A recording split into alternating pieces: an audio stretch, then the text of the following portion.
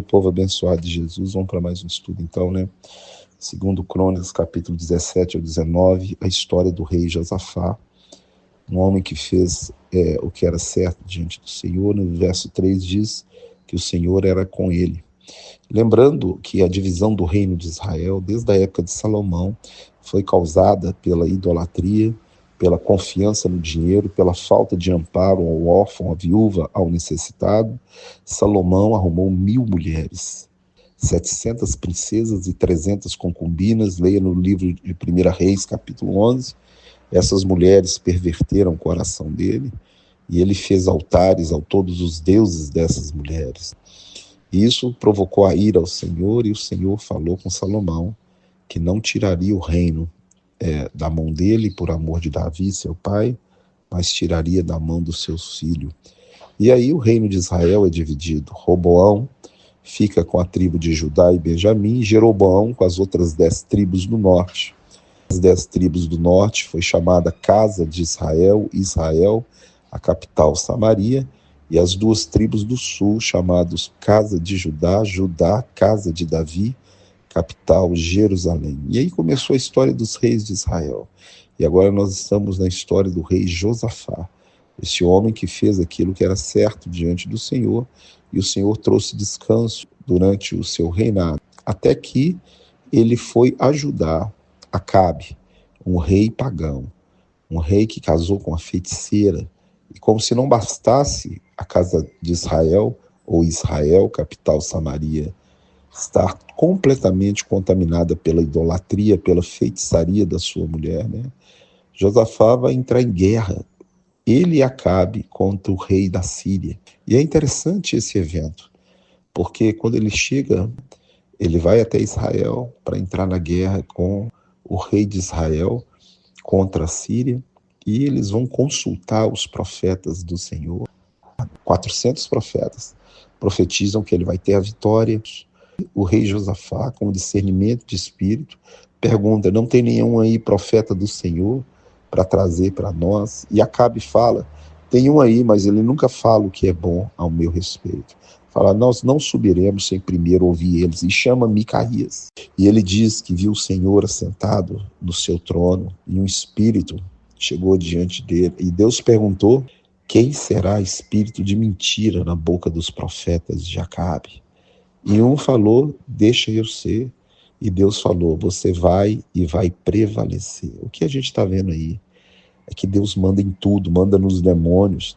Em 1 Samuel, capítulo 18, verso 10, diz que um espírito maligno da parte de Deus se apoderou de Saul, com a permissão de Deus. A gente tem várias passagens bíblicas mostrando a soberania de Deus sobre todo o universo. Deus enviando um espírito de mentira na boca dos profetas de Acabe. E Micaías fala: você vai morrer. E até que eu volte em paz, Acabe fala: eu vou na guerra e vou voltar em paz. E Micaías fala: se você voltar em paz, o Senhor não falou por minha boca, mas certamente você morrerá. E o rei de Israel tenta uma tática. Ele não vai com os trajes reais. Josafá vai entrar na batalha com os trajes reais, mas ele não. E o exército sírio começa a perseguir Josafá, achando que ele é o rei de Israel, porque o rei da Síria deu uma ordem para matar o rei de Israel, para perseguir ele. E eles confundem Josafá com Acabe, né, com o rei de Israel, mas aí ele clama ao Senhor e o Senhor livra ele. E nesse interim, alguém lança uma flecha a esmo. Aquela flecha entrou na fresta da armadura de Acabe e ele morre. Um profeta de Deus, quando ele fala, acontece exatamente como ele fala. No meio de 400 profetas, lá do rei de Israel, só havia um que era de Deus. E hoje no nosso meio a proporção também é essa. Entre muitos pastores, profetas, esses que estão aí pregando, dentre 500 você vai achar um que é de Deus. E muitos desses pastores, profetas, estão mentindo nos púlpitos, né? Precisamos de pessoas como Josafá. Josafá chegou, restaurou a lei do Senhor. Ele voltou à prática da palavra de Deus. Ele destruiu tudo aquilo que não era. Ele restaurou todas as coisas. A história de Josafá nos ensina muitas coisas que vale a pena servir ao Senhor, nosso Deus, porque é Ele quem nos dá a vitória, faz todas as coisas por nós. Olha no verso 6, ele tirou todos os postes idos e tornou-se ousado com o Senhor para restaurar todas as coisas. Sabe o que ele conseguiu? Trazer descanso, trazer paz, trazer prosperidade. Quando um justo governa, o povo se alegra. Quando o ímpio governa, o povo geme. Isso é até hoje. Indiferente se é do povo de Deus ou não, isso vai acontecer. O verso 9 diz que ensinavam a ajudar a lei do Senhor. Hoje o ministério de ensino no nosso meio tem que voltar. O verso 10 fala que veio o terror de todos os povos. Tiveram medo de Judá e não fizeram guerra contra Judá. Você está vendo aí a história do rei Josafá, que Deus trouxe a ele paz e colocou terror daqueles que queriam se levantar contra ele. Você está vendo aí Josafá, ele está sujeitando a Deus.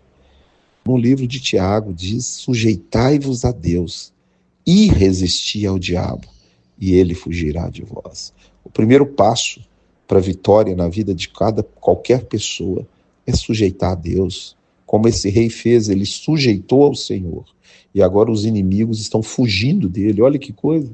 O quão bom e agradável é servir ao Senhor. O tanto que Deus faz por nós. Ele apegou a Deus de todo o seu coração. E isso é muito bom. É proveitoso para qualquer pessoa, porque é Deus quem te dá descanso de todos os seus inimigos. No capítulo 18, verso 20, conta a história aí do espírito de mentira saindo na boca dos profetas de Acabe. Verso 33, no capítulo 18, mostra a flechada que Acabe vai levar, né? E no capítulo 19, verso 2, o vidente Jeú, da parte de Deus, admoesta, repreende a Josafá por ele ter feito aliança para lutar com um homem ímpio como Acabe. Isso também é um alerta para nós. Em 2 Coríntios capítulo 6, 14 a 18, fala para a gente não ter comunhão com o incrédulo, não fazer sociedade com o incrédulo. Você está vendo aí Josafá entrando em guerra com um homem ímpio, Acabe, e sendo repreendido por Deus por ter feito isso. Você vai ver que Acabe deu uma festa quando Josafá foi lá encontrar com ele, matou um monte de boi. E o mundo hoje, se você estiver bem, como Josafá estava bem, estava rico, estava com descanso, estava em paz, aí o inimigo vem para tentar aliançar com você. Não podemos aliançar com o mundo. Você vê que Josafá comete erro também. E Deus repreendeu ele e ele escutou. Agora ele vai instruir os juízes a julgar com justiça, segundo a lei de Deus, serem imparciais no julgamento, não favorecer ninguém, mas seguir unicamente a lei de Deus. No verso 7 ele diz, sejam justos, façam isso, porque não há no nosso Deus injustiça e nem aceita ele suborno. E hoje o diabo está subornando pastores, profetas, evangelistas, mestres, subornando com a sua vaidade, a sua luxúria, o amor ao dinheiro e coisas mais. Pois o nosso Deus não aceita suborno e nem injustiça.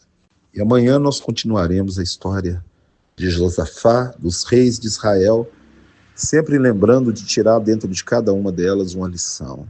Primeira lição, Deus é bom, Deus é justo, mas Ele ama que se obedeça a sua palavra, né? E o obedecer, ele é melhor do que sacrificar. Segunda lição, se tivermos errados, devemos voltar ao Senhor, porque Ele volta para nós. Não permaneça no erro, não permaneça no pecado. Aceite a repreensão do Senhor e volte de todo o coração ao caminho dele, a amá-lo, a buscá-lo, a honrá-lo, a respeitá-lo e a obedecê-lo.